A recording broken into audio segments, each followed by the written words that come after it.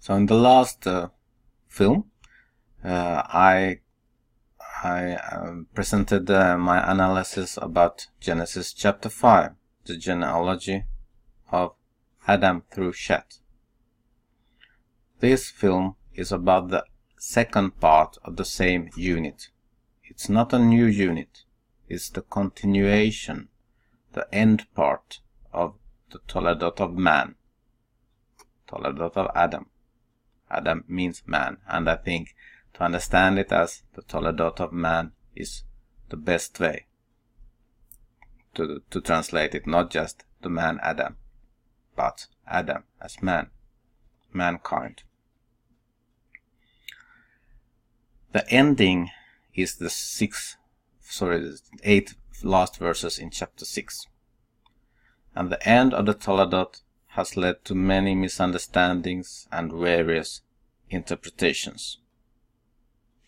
One obvious reason for this is already found in that it's the start of a new chapter, chapter 6. And then it's very easy to think, okay, something new starts here.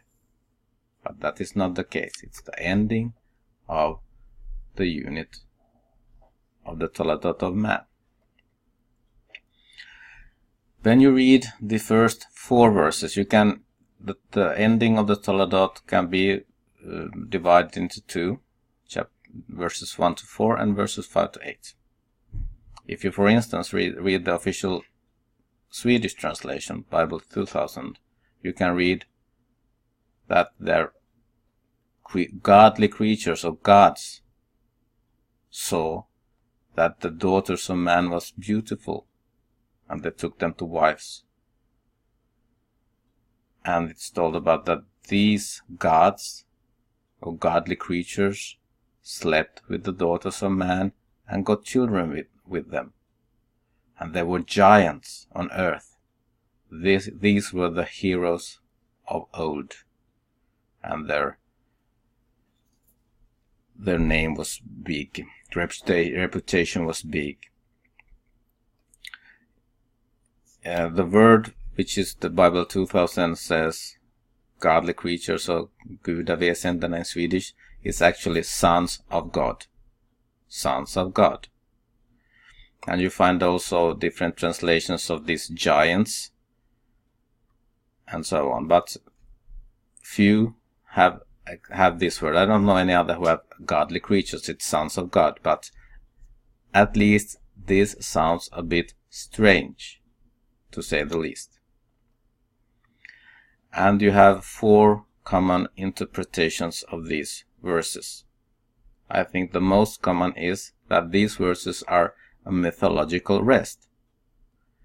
remnant, which the author didn't notice, or which would be completely unbelievable, I would say, or just didn't care to take it away. What is described is a mixed marriages between gods and man, and their mixed offspring, the giants. I would say one very big problem with this explanation is, if you read the first chapters, there is no mythology in these chapters at all. How would the writer now suddenly wouldn't care about any mythological remnants? That would be very strange. If the first chapters would be filled with mythology, of course, no problem if more mythology, but when that is not the case, and you can read about it in my books I have written, and you find them at Jungerstam.com,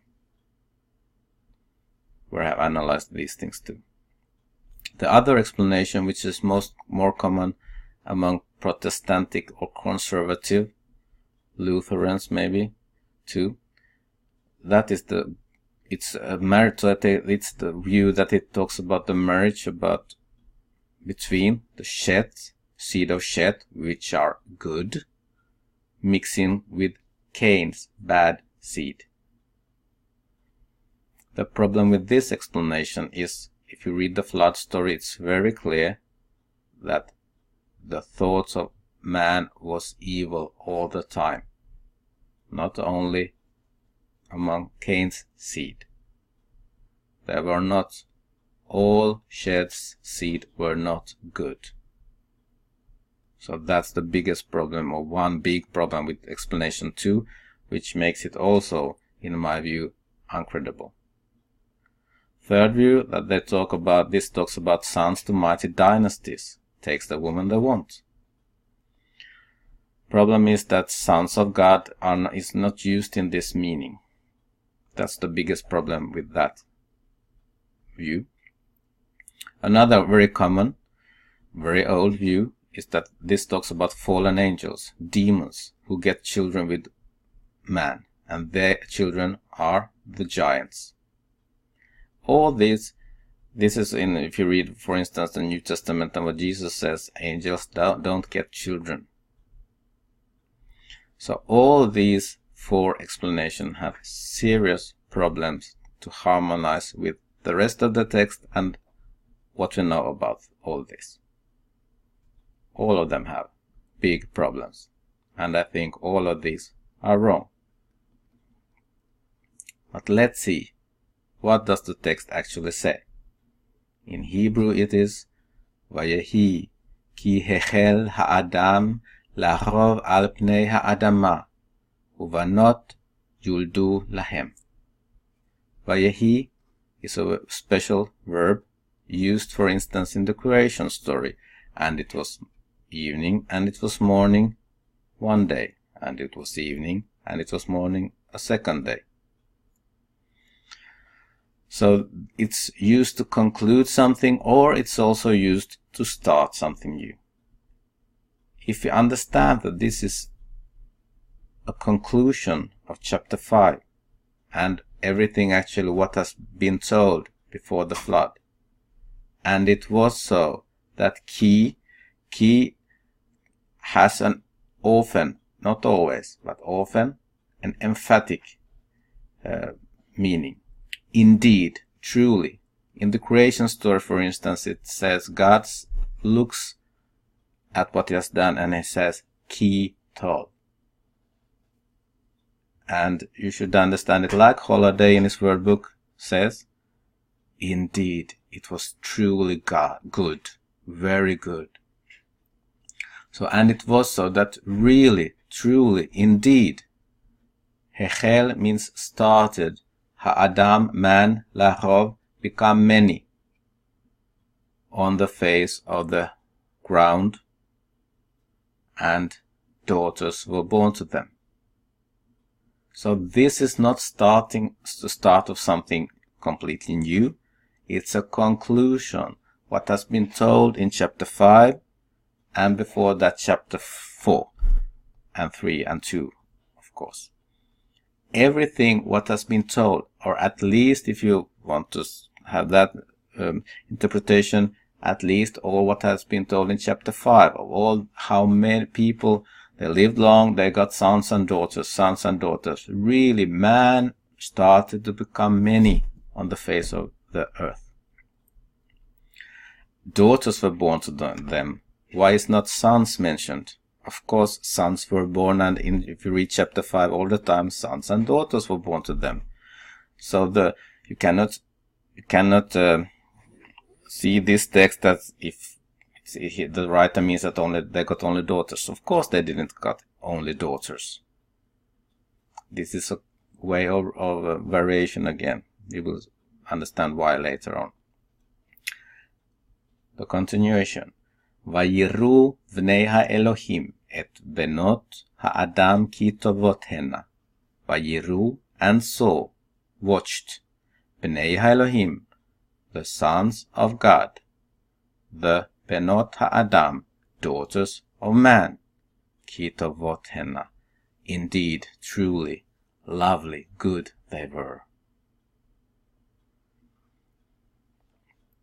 So the sons of God saw the daughters of men. Vayikhu lahem nashim mikol asher bacharu. And they took for them wives or women, it's the same word in Hebrew, of all of them as they chose. So if you understand this is a conclusion of the continued history, the Toledot of man, or another interpretation, conclusion of everything before the flood. It's not the beginning of the flood story. You can understand this in a very different way, that it should be in some mythological remnant. It really says what the text has been telling.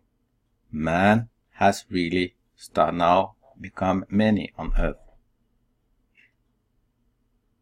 Notice also it's exactly the same formulation as in the creation story, when they two, God saw the light, really good. Vayar Elohim et haor ki tov. Exactly. The only difference is this is now plural. Vayiru, the same word. Vayar vayiru. So, bnei ha-Elohim, Elohim bnei Elohim, et benot ha-Adam, et haor. What did they see? The ki tovot, ki tov about the light, and ki tovot about the daughters. This is plural. Only difference. Henna, they. Exactly the same formulation as God sees something and says it's very good.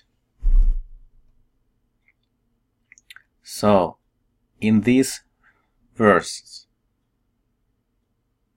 there is nothing strange, there is nothing perverse, there is nothing evil, there is nothing unnatural at all.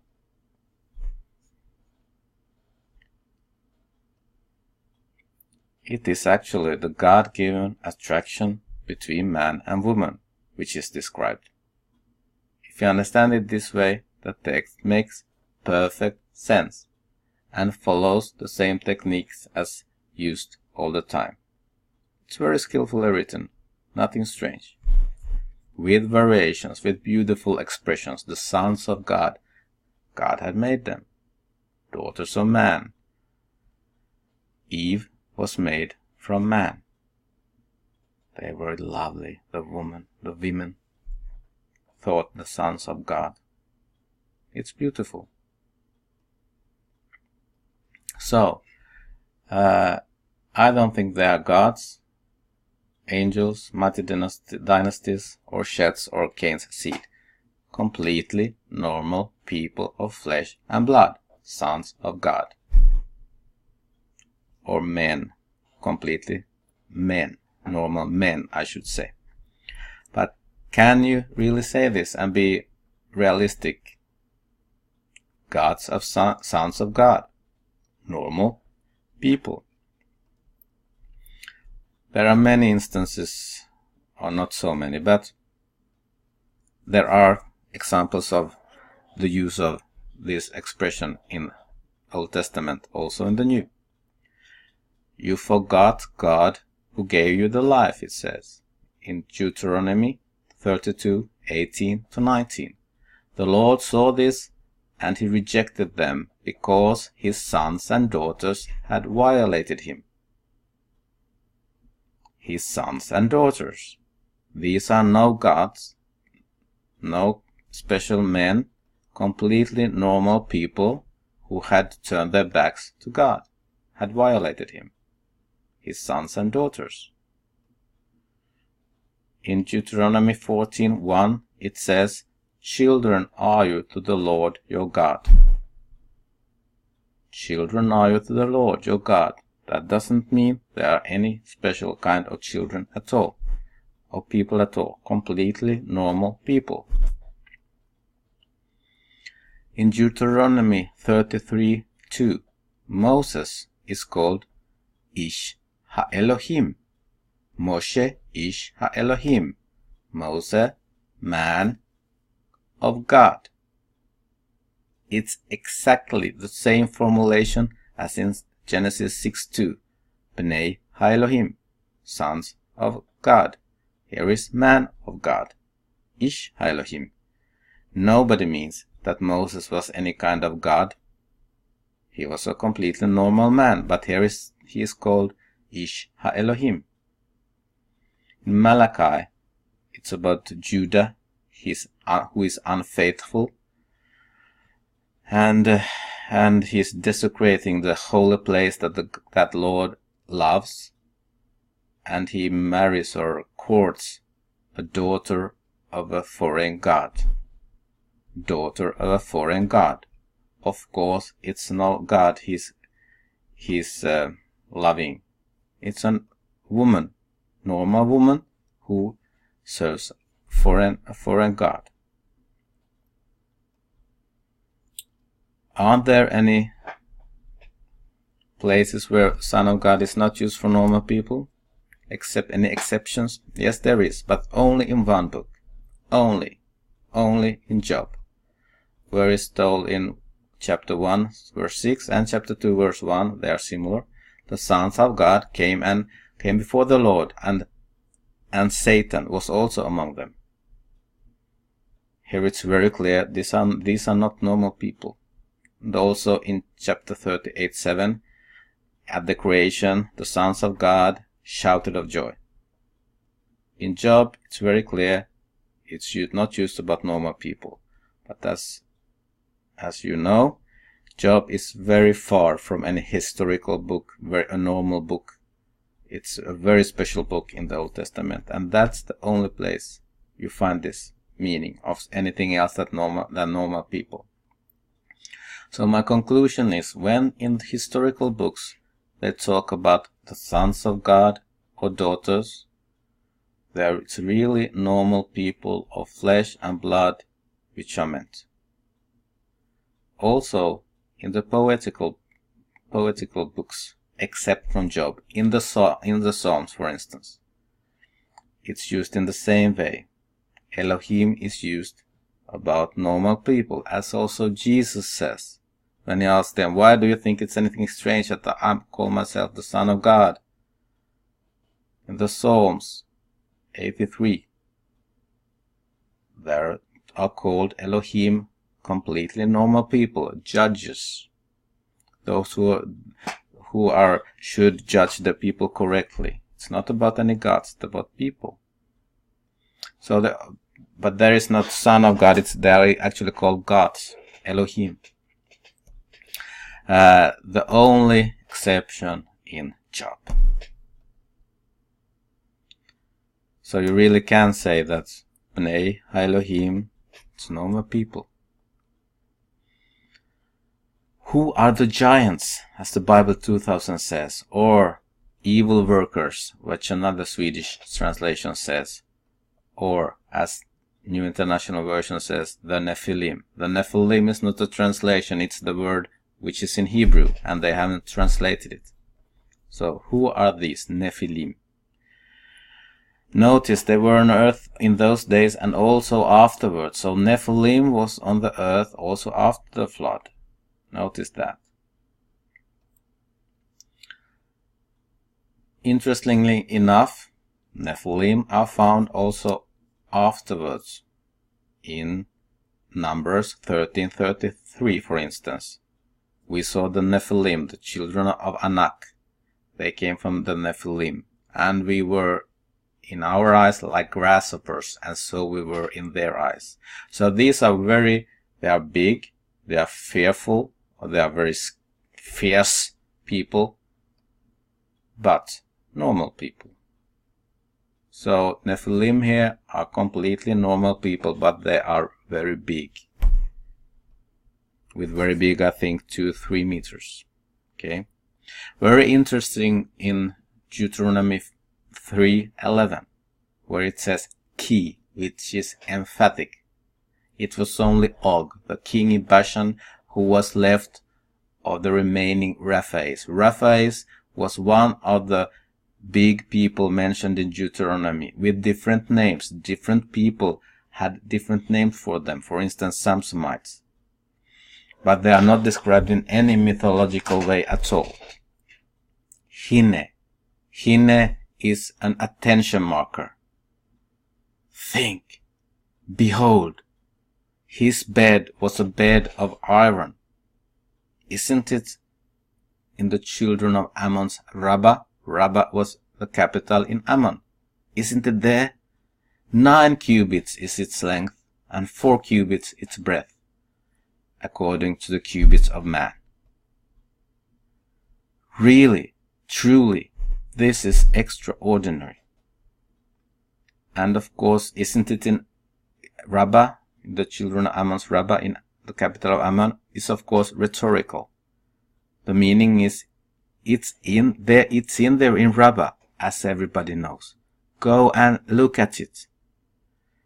And the length, 4.5 meters, 2 meters wide.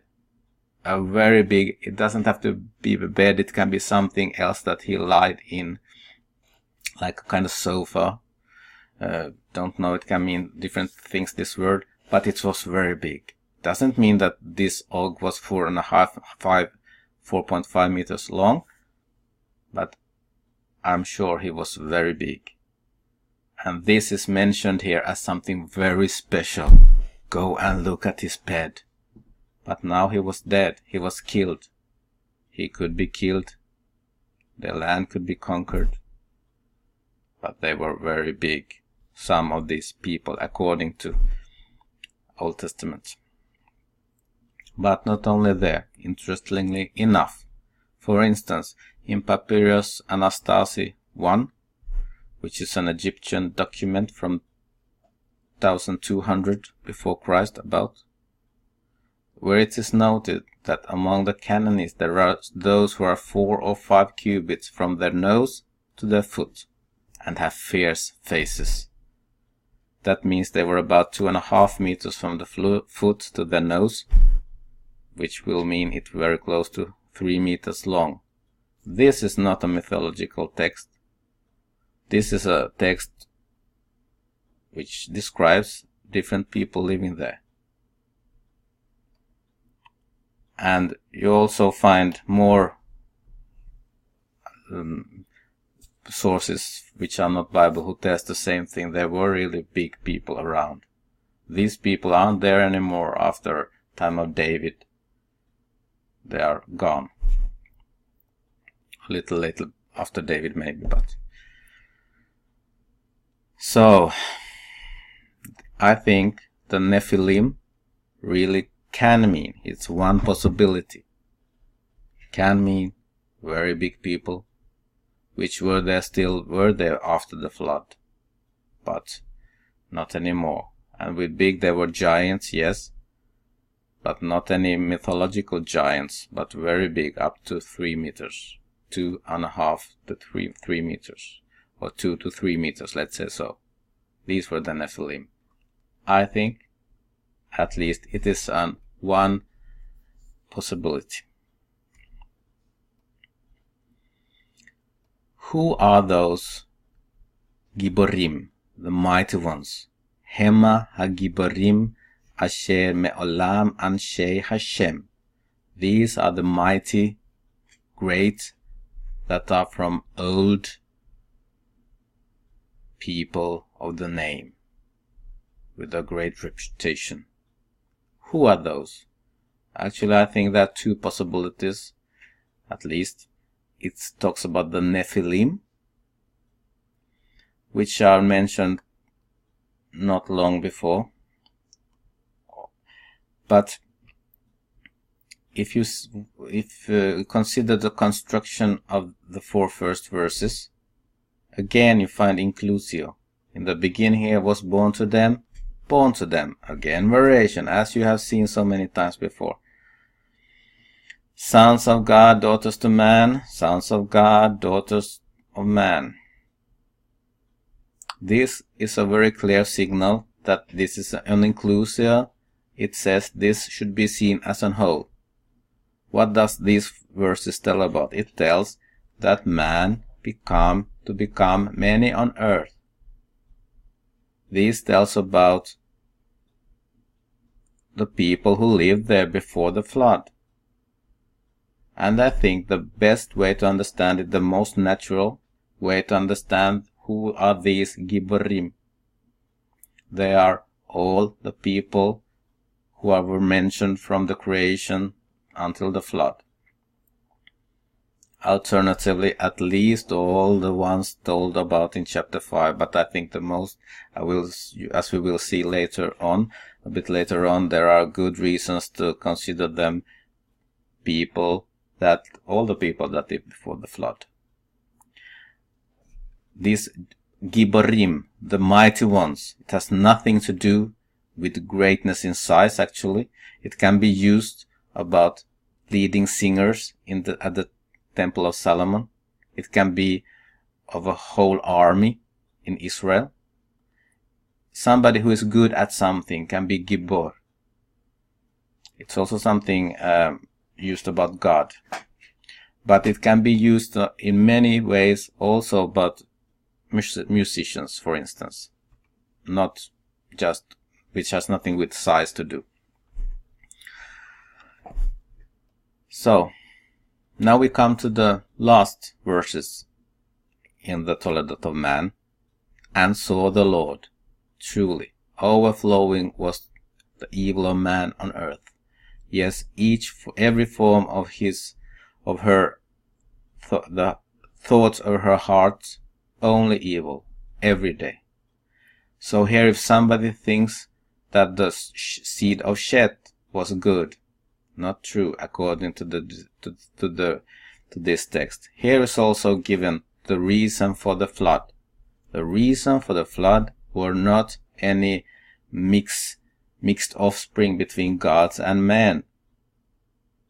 It was because the thoughts of her heart only evil every day. Yes, it said, then the Lord really regretted that he had done man on earth. Yes, he was sorry in his heart. He grieved in his heart.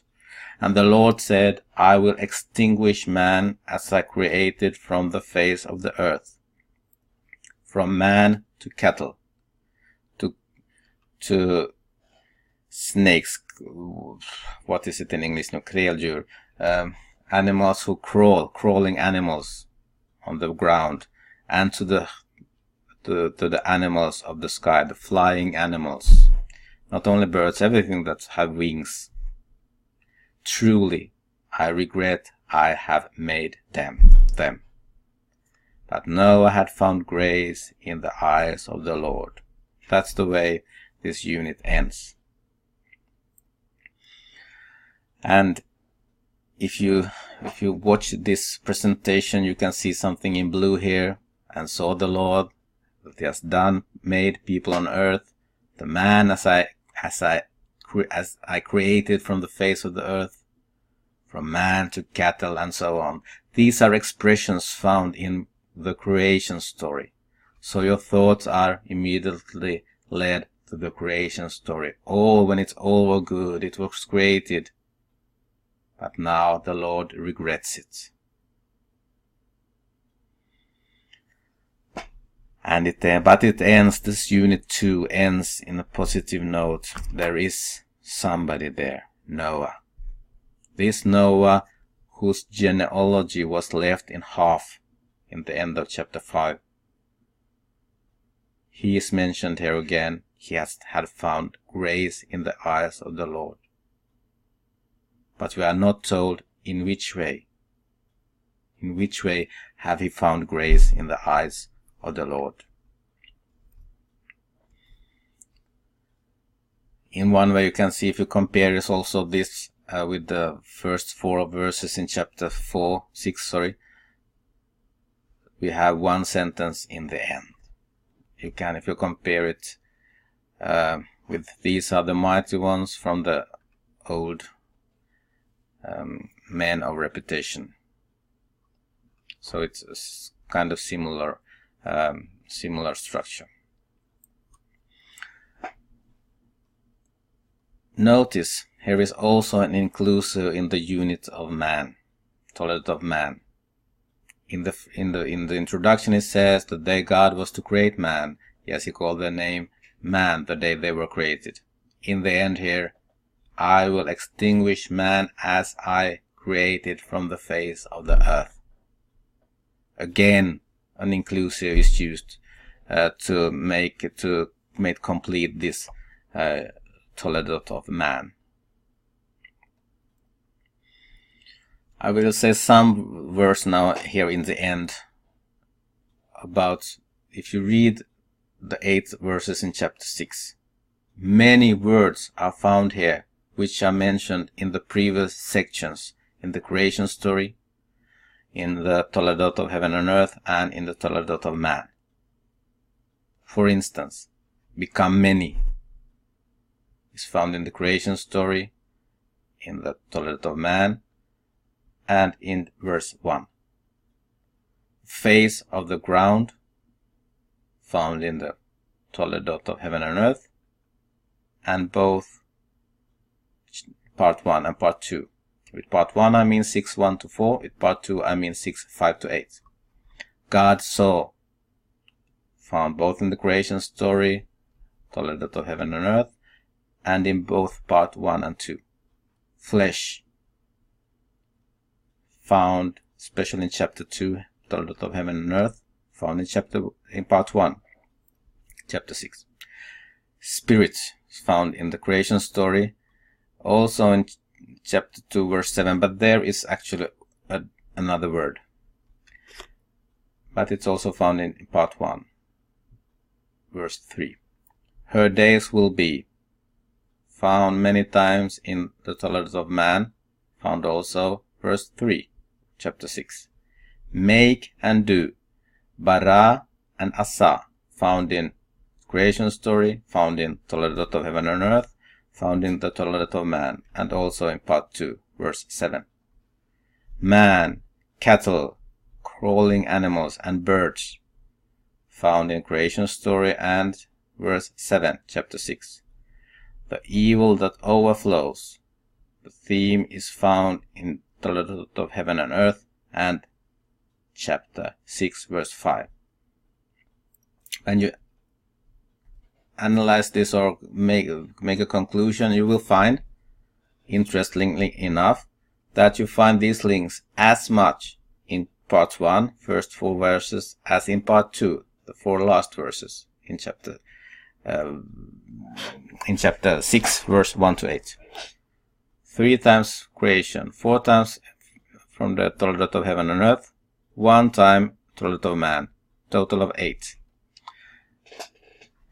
In a total of 30 cases of linking, 30 in these 8 verses. It's really a lot. The creation story, and they also link as much to the creation story as to the Toledot of heaven and earth, as to the Toledot of man. To the creation story 11 times. To the Toledot of heaven and earth 9 times. To the Toledot of man 10 times. So you can see that Genesis 6, 1 to 8, it's not an old mythological remnant from some clumsy editor who didn't see the obvious mythological remnants or whatever. It's very skillfully composed ending, conclusion, not only actually of the unit of man, but of all history before the flood. Not a clumsy rest of old mythology. It's a very skillful conclusion. And interestingly enough, the first 4 verses are all often considered as some old remnant, old mythology. I think there is good reasons to see the first 4 verses as a skillful editor's hand, which concludes what has been said before. You can go to www.Jungerstam.com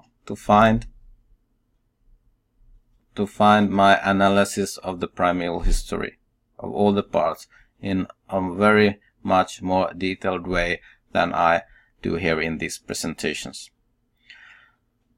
But I thank you for listening, and in the next part we will turn to the flood story, which is very interesting indeed.